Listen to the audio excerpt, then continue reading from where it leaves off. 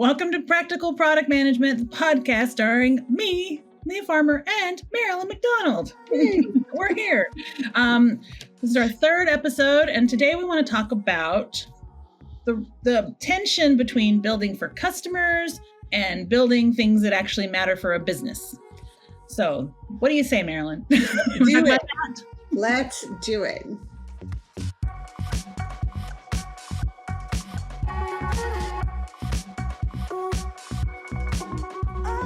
So I think, as product managers, we love to build customer-centric and customer-obsessed things. And I think that's important.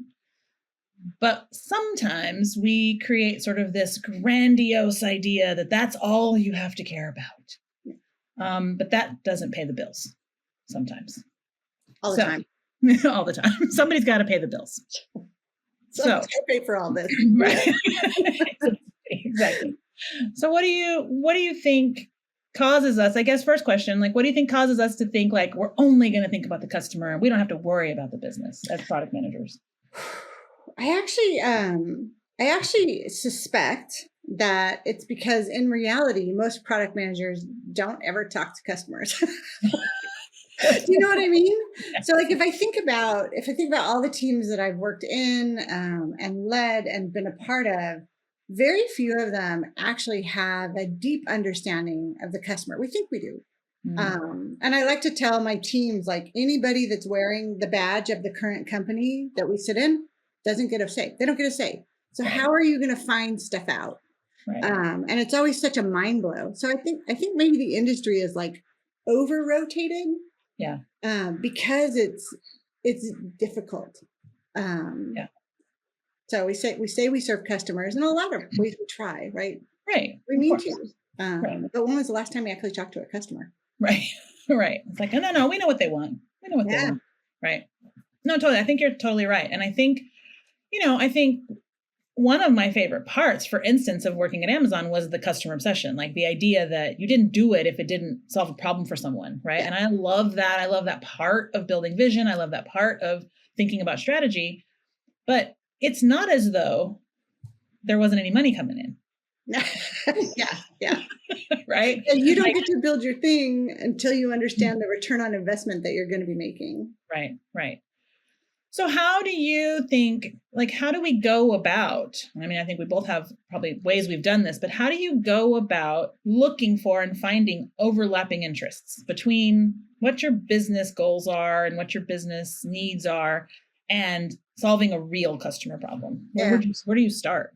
I think that's really the challenge, is finding that Venn diagram overlap. And I unfortunately think that a lot of businesses either try to solve a business problem, which is interesting, but I don't often see it done with the full ROI impact. Right. They're just hey, we think there's a problem here, go build a piece of software. Mm-hmm. And I often see organizations solving what they perceive to be the customer problem. Yeah. Without really understanding the full cost of ownership. So do you know what your software costs to build and run? Do you know what your web costs are? Are you marrying that against revenue? What's your actual return on that investment, X employee, and all of the stuff you have to consider. Yeah. So I actually think it's a really interesting problem. I don't really think there's very many people that do it well. I think you're either in the camp of solving a business problem, right, or you're in the camp of pretending you're solving a customer problem, but you're actually really solving a problem that you as the company or the individual perceive as a customer problem. Right. No, I think that's true. Do you think it's changed over time? Do you think it's changed? Do you think we used to do product management differently? Or do you think it's always been like this? I think there was I don't know, Leah, and I'm really interested in your take. I think that as more companies seek to become digital, mm-hmm. They go to the frameworks more and more. And I think that's actually why we decided to create this podcast, is because the frameworks become gospel. And if you just do these 5 steps, then you check the box and you're building great digital products. Right. I think there is a practice. There are a set of people that have been in the industry long enough that can identify what is a real customer problem by talking to people outside the building. Right. understand the economics between why this is something that needs to be solved at all and solved now, because those are two different things. And at what stage that investment is going to start to pay back in a relatively accurate way. I mean, we've done it. I know others that have done it. I don't think it's common practice. I don't think that many people talk about it as a thing because it's difficult. Yeah. And as you get more companies doing the thing, they just snap to the framework. Well, and I think sometimes one of the keys there is you have to be willing to not fall in love with what your solution is. Yeah. Right? Like most of the time, and I said this probably a million times to young product managers, like the customer will say this is the problem. The problem is usually somewhere down here. Yeah. Right? And if you can solve this, you can usually make money because you have from here to here. Yeah. To get them to say, "Oh, solve my problem." Right? And I'll pay you. But I do think and I've done it. You fall in love with this thing that you're like, this is the best idea that's ever been created. And it's going to solve the problem of this group. And they're going to just not be able to ignore it. And they're going to want it. And they're going to throw away everything else they've ever bought in that realm. And they're going to come to us. And then it doesn't work. Yeah. And we design ourselves into this like corner. And then we're like, uh-oh, what do we do since no one wants to buy it? And then you like go aggressively market it. Right. Spend more money. Right. Exactly. Well, I sometimes think that that's been the rise of the growth product manager is because it wasn't like we didn't do growth as part of product management all this time, but the rise of the growth product manager feels like it's about like, go sell the thing we all said we were building. Yeah. Convert it, get it to convert. And I'm like, maybe you built the wrong thing. Yeah. And maybe you got an early signal that was right. To your point, exactly. Like you fell in love with the solution. You got an early signal that this was the right thing to build. And so you doubled down, but took your eye off the problem and started focusing on the solution. And I just think in those instances, you are sort of like slowly going to lose product market fit to the point where you're going to have to sell the thing. Yeah. Yeah. No, totally. So I guess the question then is, what are some strategies that you think are important? I have a couple in my mind, like that you think are important when you're on that road to not falling in love with the solution, but so that you can make sure that you're checking in. I mean, I'm going to let you kick this one off because like I'm checking my desk drawers and I've got ideas, but my magic wand's missing. Oh, shoot. I actually think this is a really interesting, hard conversation. And I have some techniques. Yeah. But I think it's like diligence.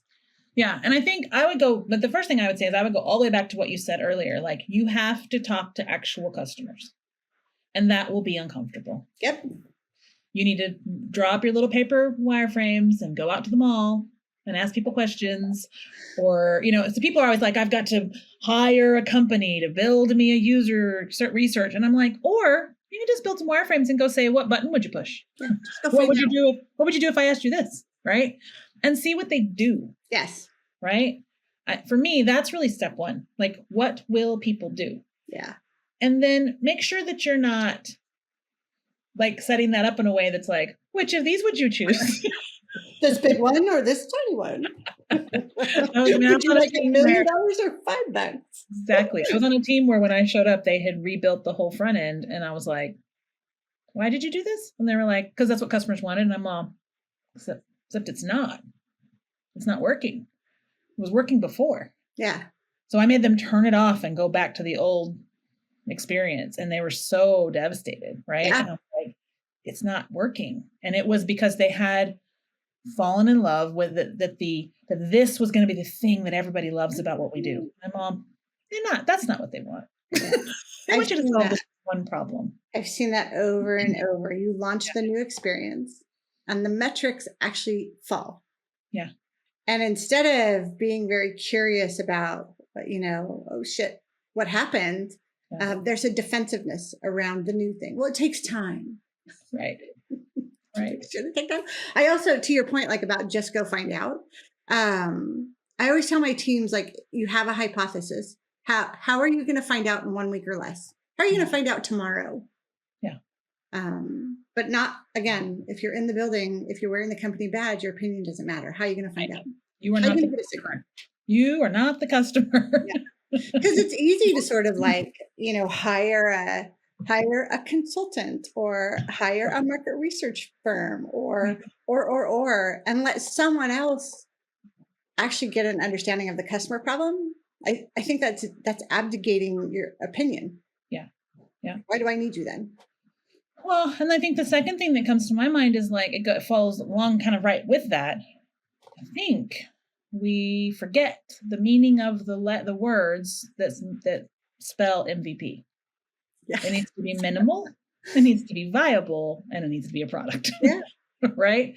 It can't be maximal. I know that's not a word, right? But it has to actually be minimal because you need it to be as small as it can be to learn something to then take the next step. Yeah. And take the next step. And I think what happens, and this is leadership teams' faults, quite frankly. A team builds an MVP that might not be an MVP. It goes out the door, it has some success, and senior leaders say, "We'll just run with that." You're like, whoa. That was to test a thesis, right? Yeah. Yeah. It's not ready to scale. It's not set up. We didn't build anything underneath it, right? I mean, I think there are whole startups that are running a whole company on an MVP, right? And it's like, you're scaling with humans. Right. And I think that's on us as leaders, right? To say, okay, what does an MVP mean and what will you need? What is the next step and the step after that? And what would it take to get us to scale? But isn't that part of the job?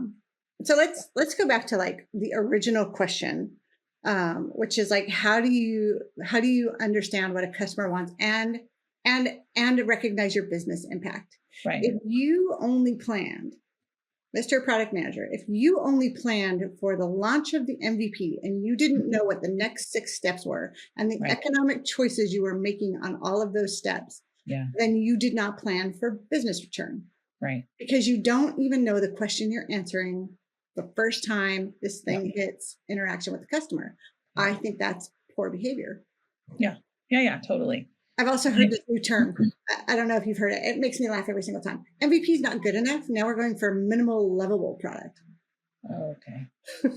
Which is just a really kind of like interesting way to say, we're going to cram a bunch of other stuff in there because someone told us to. It's not viable. Yeah. Like we're not actually testing a thesis. We're not testing the smallest increment of feature capability. We're actually going to build a big product release. So it's kind of like waterfall. It's a step in waterfall.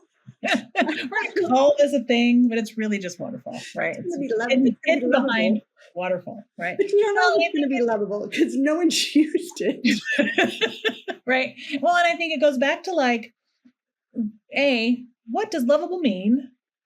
Right? Is it taking market share?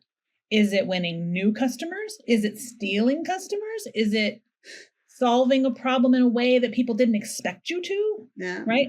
What does it even mean? Right? And I think sometimes that ends up getting you to this, it's a stage of like, we need to delight customers. I'm like, delight is not happening in an MVP most of the time. No. Delight is a later thing. Yeah. Right? What you're doing with an MVP is making people go, oh yeah, I'd buy more of that. And do you need to, like, my bank does not need to delight me. It needs to do its job. My insurance company does not need to delight me. They need to give me a base level of service in a way that like doesn't get in my way. Like I don't need a talking gecko to pop up and give me a kiss on the cheek. It's not necessary. No, it's not. I mean, I always joke that like, I know you've worked in, and we've both worked in fintech and banks and financial institutions, but I mean, the hoops I'll jump through to make the user interface work at my bank is significant. Yeah. I'm like, how many buttons do I have to push and how many phone numbers do I have to get? And what do I need? I don't care as long as they'll let me in and let me pay my bills. Do you know what would be delightful? If the one bank didn't treat me like 4 different customers for my mortgage, my checking, my whatever accounts. And I know that's how banks are structured. Yeah. But that would be freaking delightful. Yeah. Yeah. And I think that's where we fall down on the like, not everything you're building is the new iPhone the day it was launched. Yeah. Right? Like it's just sorry. That's not what you're doing. Yeah. right? I think we get really hung up on the idea that product management is always creative and always innovative.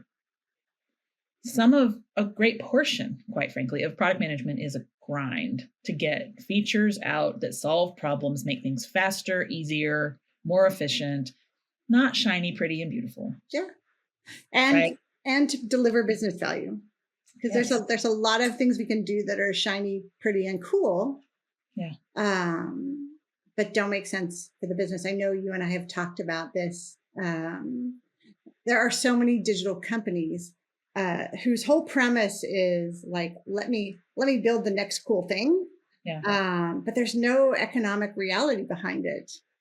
Yeah. So how does that business stay in business? Right. I mean, I've seen so many pitch decks at this stage that are like, look at this giant addressable market. And I'm like, that's not your addressable market. That is the population of India, right? Like that is not your addressable market. Every single person is your addressable market for MVP. Like, help me understand that. No, right? And so I think it is, maybe it's a little raining on the young product managers parade, but it is incumbent on all of us to sort of pull them back and say, what are we achieving? Are you aligned with the business strategy and the vision and the goals? Is this going to make any money? And even if the MVP doesn't make any money, are we on the road? To your point, do we have a path forward that will be a self-funding product at some point? Because it's super fine to lose money for a quarter, 2 quarters, a year, if that's built into the plan. Right. And I've actually seen businesses say, hey, listen, we know there's money in this segment. Yeah. We don't know how to go after it. We don't know how to capture it. We're going to try for 18 months. And here are the 6 or 7 things we're going to try to see if we can find an economic viability in this area of the business. And that's great because you're actually moving really fast. Your metrics are clear. You know what you're going after. Yeah. I think it's really what comes into my mind also is this idea that, you can, if there is a product you're building and you're like, this is the customer we want to solve it for, and it's so niche and it's so wonderful.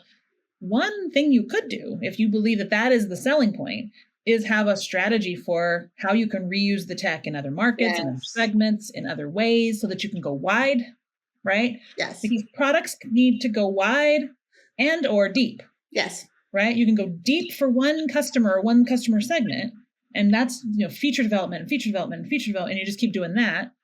But at some point, you run out of customers who will give you more for features. They're just sort of like, give me something up. What you owe me a new feature, right? At some point, that's how customers should roll and show up. Yeah. Sometimes they'll pay for new features, but then there is how wide can you go? Yeah. Can I reuse this beautiful thing that I've fallen in love with for, the unicorn segment to also sell to hippos? Yeah. Right? Like what can I do, right, to go wide? And I think that's also critical because that will satisfy your CFO. Yeah. Make a case for, listen, if you let me do this and I can get this right, then we can do this. And especially when you think about, and I don't want to be that person that's like, okay, let's talk about domain-driven architecture because that's a pain in the butt. And I like people that like bang on that drum annoy me. Mm-hmm. But if you've built the thing correctly and you understand the possibility, right, then you can, when it makes sense, start to decouple components that will serve multiple product sets. Yes. And then you get this notion of reusability and scalability that actually brings down your total cost of ownership. Right. For multiple products, and is actually the right way to scale. Now, don't do that on day one. Like the tiny business that sets everything up as domain-driven architecture is destined to fail. Solve a problem first, my friend. Right. No, totally. And I think, but that is exactly when you and I both have had lots of conversations and talked in public about, like, ultimately platform product management and domain-driven, product people that are focused on like, how do we architect this in a way that can go, wide and component driven and what's in the box, what's out of the box. All of those things become important, but they're not important on day one. Yeah. No. Right? If you're a 10-person startup, don't think about it. Just build something that just build something. Right. So yeah. So I think, going back, like you have to be able to look at both. Both what does the customer need and where does that overlap with where we can make money and where we can build and grow. I think we have to be thinking about how do you go small and incrementally get bigger? How can you do some testing? How can you A/B test? How can you do a true MVP? How can you really do that? You have to be talking to customers. Yes. Right? You must be talking to actual people who will actually get out their wallet, right? Yes. And then really having sort of that path forward for like, will I be able to go deep and wide and actually build a real business here? Yeah. Right? Behind this product. How do I get it to a self-sustaining product? It's the obligation of true product managers. And I think in a lot of companies, we're only allowed to do a segment of the job. And that's a miss for the company. Yeah, totally. Well, and I think one of the things that can really, as you said, when you said that, I was like, oh yeah, I think one of the things we can do as leaders when you have a leadership role, and not just in product, but CFOs and CEOs, and when you're doing reviews with your team and you're looking at metrics and you're looking at what's happening, be willing to look at customer feedback and customer health, but also make sure that the product manager understands and can talk about the business health of their product. Don't just give them a pass, like make them also understand what is the business health of the thing you're building? What does its future look like? What does the market look like? What is the competitive analysis? And what is the team? So it's really this combination of like team health, customer health, business health. Product managers must engage in that. I 100% agree. Yeah. Cool. I mean, I think we have lots of other topics that come out of this topic that we will follow up on in a future episode. Yeah, I'll give the audience a bit of a question in return. So wherever you have worked or wherever you worked now, have you ever seen someone playing the whole life cycle? And if you have, would you be willing to come on and talk to us about what that looks like? That would be amazing. Yeah. I mean, one thing that we definitely want folks to know is as you start to watch our podcast, you can anywhere you're watching it, if you put comments or questions in, we'll see those. If you go to our website, there is even a place where you can put in ideas or put in questions that you have for us. And as Marilyn said, if you have done this or have seen it done well, we'd love to talk to you. Like, I think that come hang out with us. So we're a good time. So awesome. Well, Marilyn, I'll see you next time. Awesome. Thank you, Leah.